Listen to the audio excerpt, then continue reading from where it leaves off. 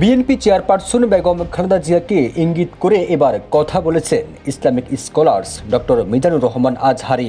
সামাজিক যোগাযোগ মাধ্যম ফেসবুকে তিনি লিখেছেন, পৃথিবীর প্রতিটি মজলুম মায়ের বুক আল্লাহ তাআলা এভাবে শীতল করে দিক। হৃদয় প্রশান্তকারী এক আবেগঘন দৃশ্য।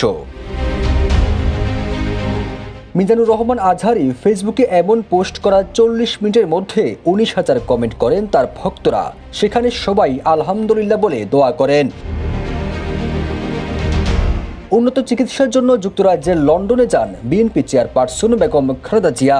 দীর্ঘ ৭.৫ বছর পর সম্মুখ দেখা হলো মা ছেলের। স্বাগত জানান তার ছেলে বিএনপি ভারপ্রাপ্ত চেয়ারম্যান তারেক রহমান ও পুত্রবধূ জোবাইদা রহমান। যুক্তরাজ্যের স্থানীয় সময় বুধবার সকাল ৯টা ৫ মিনিটে খালেদা জিয়াকে বহনকারী উড়োজাহাজটি লন্ডনের হিথ্রো এয়ারপোর্টে অবতরণ করে।